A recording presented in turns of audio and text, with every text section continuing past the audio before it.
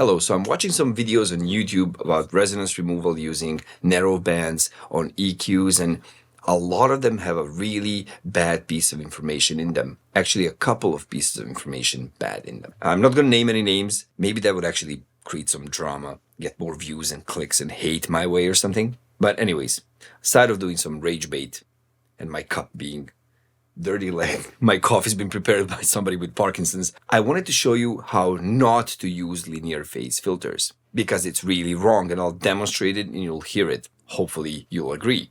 So let's start off from the first thing I've seen in many of these. It's searching for resonances by listening to a narrow band of frequencies. So, like playing whatever, I just have a kick drum that's low pass right here, so only the low frequencies remain low and some mids, and they just solo a narrow band of frequencies and try to find resonances like this. And in the whole song as well, everything's going to sound resonant, and with a hammer in your hand, everything looks like a nail. You may think that you can recognize which one of all of those resonant things where everything sounds resonant is the right one to remove, because that one is more resonant than the others. But most probably that's just because there's a harmonic there. The music is tuned, so you'll be removing most probably something in the tune of the key of the song. So that's the first wrong thing I've seen everywhere. Absolutely everywhere. Don't do that. If there's something resonant, you should hear it. If you don't hear it, it's not there. Or your speaker's not good enough, your acoustics not good enough, you need to practice more. Talent rarely has anything to do with it. So don't do that. Usually you'll hear something being resonant and then try to remedy that by removing it. Try to directly remove it like this. If that's too hard for you, I get it. You might want to boost the frequency where you think the resonance is happening, just to identify, yeah, that's the thing I'm listening to. But searching for the resonance by doing a boost and a sweep doesn't really work. By soloing the narrow band of frequencies and doing a sweep doesn't really work. That's the first thing, how to identify it. And then further on, when removing the said resonance, and let's say I have this kick drum that has only the low frequencies, I made this example on purpose. If I was to remove a narrow band of frequencies just like that, using a zero latency normal filter that introduces a lot of phase shift, and there is a lot of phase shift when you do something really narrow like this, everything sounds cool. It's just that frequency is gone and there is some phase shift. But in higher frequencies like this, that phase shift doesn't really matter.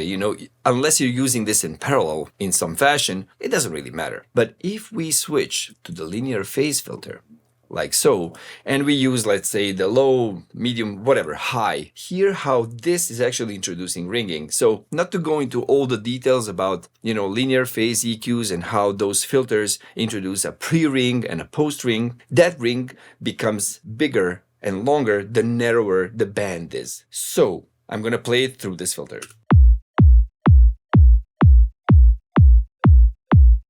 Let me add another one. So copy, and let's say paste. And that's another one. I'm just going to move it. A nice little chord.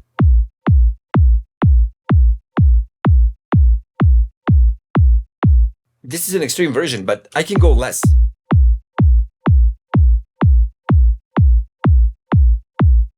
That's with minus 3 dB. It's still ringing. And if I go plus, okay, it takes less dBs, but it's like I'm adding that frequency. Now, when going downwards, you are actually reducing the content of the song right there, but it doesn't really matter because you're introducing this ring. Just doing that is bad. Okay, you might say doesn't really happen if you do it, dynamically, but it's the same thing. Like if I just reset this to, let's say, 0, and I do a dynamic change right there, same thing. Just depends on the attack and release settings.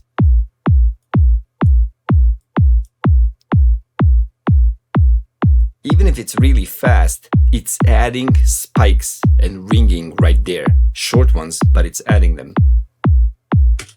So, the moral of the story, if you want to use narrow bands to remove resonances, it is much better that if that happens in higher frequencies, it's better to use minimum or zero latency filters that introduce a lot of phase shift, but they don't introduce so much ringing as this does. I think it's really important. And aside of this happening only in Pro Q, I can show you that maybe in Kerhoff, that's the same thing. So I'm just going to make a really, really narrow band EQ. And with a minimum phase filter, there's nothing there. I'm going to switch to linear. That's it. So static, dynamic, it doesn't matter. You're just adding ringing. And that ringing might be concealed when you're listening to the whole song. And you might say, okay, so I don't really hear it because there is a whole song there. So, it's concealed. You don't hear it that well. The point is you're trying to remove it and you're adding the ringing back in at the same exact location, like a really narrow, like a sine wave, punching out right there. You're adding it back in by using this type of filter, by using the linear phase filter. But it's not the only thing. If in that song there is a variation, which all songs have, and you get to a breakdown which has mostly the low frequencies, something that would, pass under this filter and trigger it, but not stick for so long, like let's say this kick drum I just showed you, you're gonna hear that ringing.